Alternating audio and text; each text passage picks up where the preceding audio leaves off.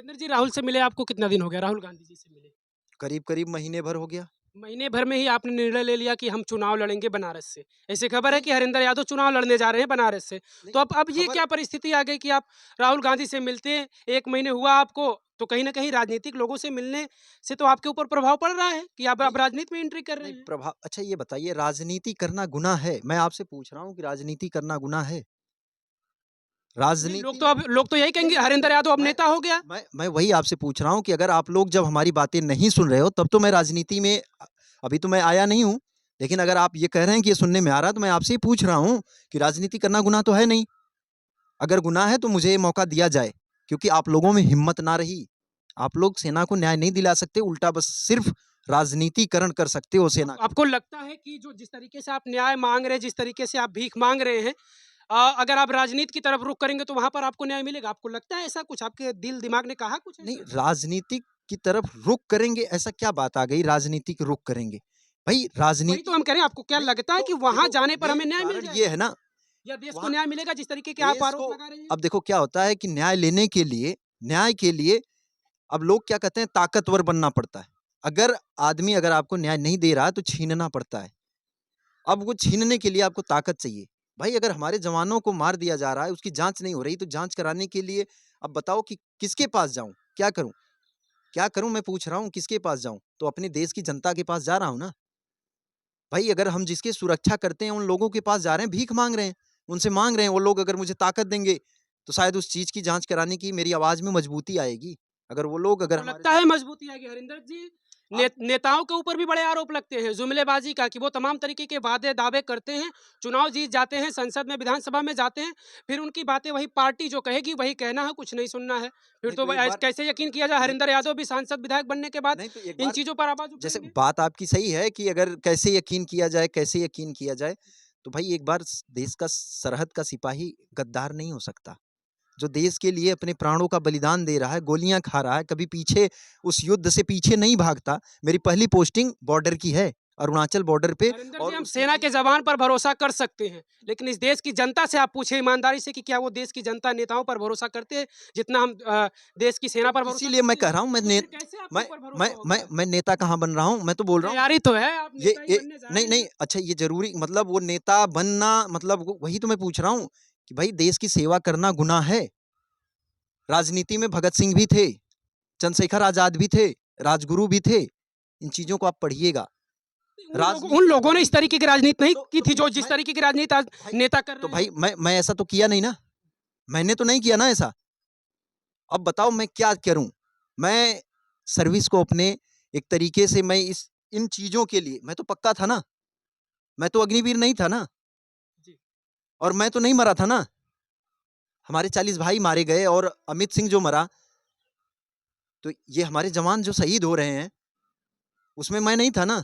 लेकिन मैंने उस चीज़ के लिए अपनी उस जो मुझे पैसे आ रहे हैं, सैलरी आ रही है और ज़्यादा से ज़्यादा 4 साल, 5 साल बाद मेरे को महीने मतलब पेंशन मिलने लगती, मैं पेंशन का हकदार हो जाता आजीवन। तो अगर मुझे सुख भोगना था और इन सब चीज़ों का लाभ कर लेना था, तो क्या मैं वहाँ पे नौकरी नहीं कर सकता था? सुख नहीं भोग सकता था? आज दुनिया तो नौकरी पाने के लिए इस सरकार में लोग कह रहे हैं रोज़गार कहाँ है? लोग ये पूछ रहे हैं रोज़गार कहाँ है?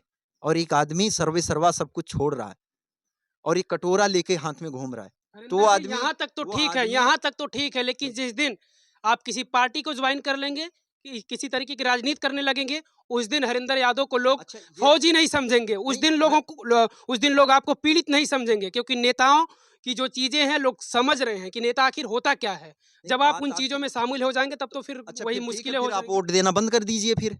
मैं यही पूछ रहा हूँ जब अगर ये ऐसी अपील बात आप है कर सकते हैं, नहीं तो ये आप आप अपील कर नहीं, सकते हैं लोगों से, हाँ, अगर आपको लगता है कि इस तरीके से हमें न्याय मिलेगा नेताओं का ना नहीं वोट भैया जी देकर, ये बात नोटा दबाकर, या इस सुनिए, तरीके से न्याय सुनिए मिलेगा। बात आपकी सही है। अब आप ये मुझे उकसा रहे हैं कि मैं हथियार उठाऊँ, गोला उठाऊँ, नहीं, नहीं, बारूद ये उठाऊँ। मैंने कब कहा? मैंने नहीं, ये फिर कब आप कहा ये कह आपसे? रहे हैं कि नहीं आप ये रास्ते अपनाइए। भाई हमने हमने तो एक रास्ता अपनाया कि लोगों तक ये मैसेज जाए कि आज देश का जवान भीख माँगते-माँगते थक गया। इस वजह से लोगों से एक अधिकार माँग रहा है कि उस आवाज़ को मजबूत बनाइए। भाई अगर अगर यही होता तो सुभाष जो हमारे बाबा साहब भीमराव अम्बेडकर थे, अगर हम क्यों कहें कि आप लोग वोट मत करिए? भाई आप चुनिए, अच्छे लोगों को चुनिए। आप अच्छे लोगों को चुनिए जो सच्चाई को, हम कह रहे हैं कि आप भी लड़िए ना। लोकतंत्र तो यही है कि पूरे 140 करोड़ देशवासियों को सबको अधिकार है ना। बिल्कुल। आइए आप जो हिम्मत करने वाला हो, जो हो कि नहीं मैं देश के साथ खड़ा हूँ, मैं लड़ूंगा, क्यों आप उन नेताओं को मौका दे रहे हो? जो अगर आपकी बात नहीं सुन रहे हैं तो बार-बार उनको क्यों मौका दे रहे हो?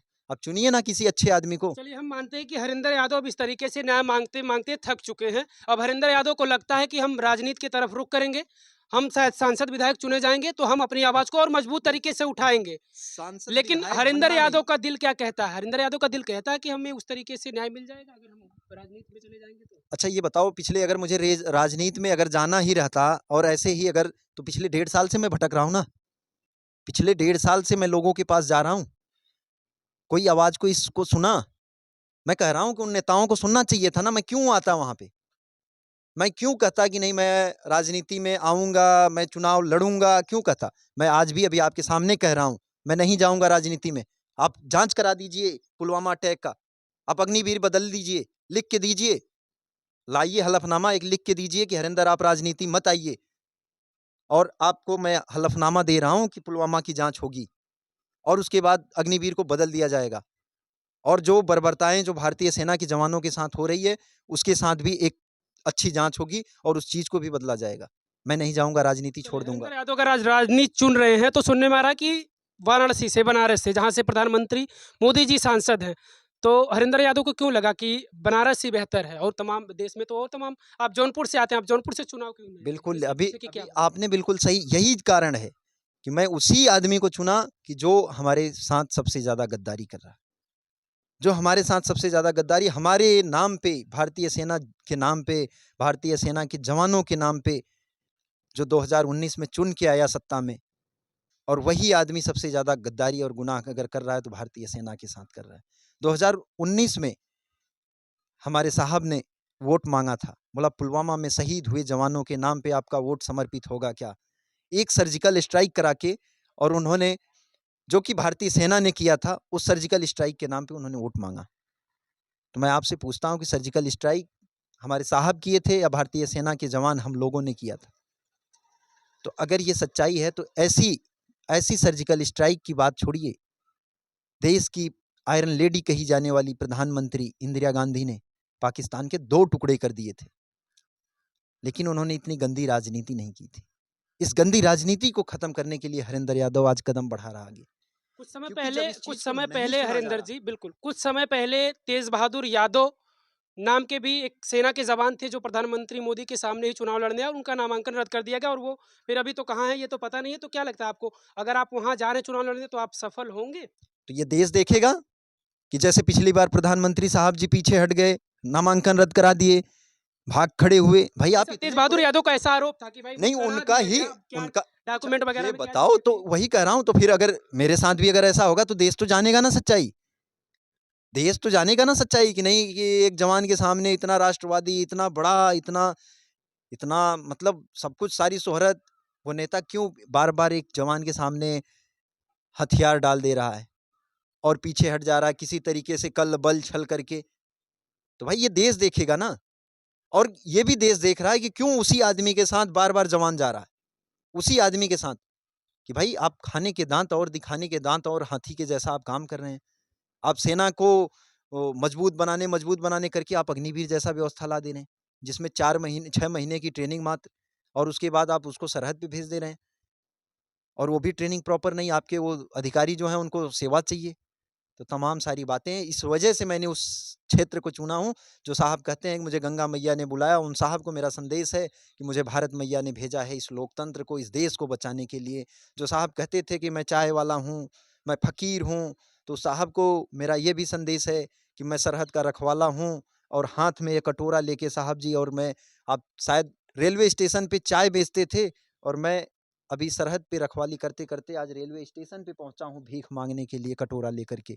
और जो साहब कहते हैं मैं बैग लेकर आया हूँ, झोला मेरा क्या लेकर। झोला लेकर आया हूँ, तो मैं ये कह रहा हूँ मैं बैग लेकर के चल रहा हूँ, मेरे पास कुछ भी नहीं है, मैं भी ये बैग लेकर के चल रहा हूँ। जो साहब कहते हैं कि 56 इंच का सीना है मेरा, तो ये देश, ये हमारे देश की जनता, आप लोग डिसाइड करेंगे कि एक्चुअली साहब का 56 इंच का सीना है कि अपने देश के जवानों का सीना 56 इंच का है। तो ये तो देश डिसाइड करेगा कि नहीं चौकीदार असली कौन है और कौन देश का रखवाला कौन है। तो ये देश डिसाइड करेगा।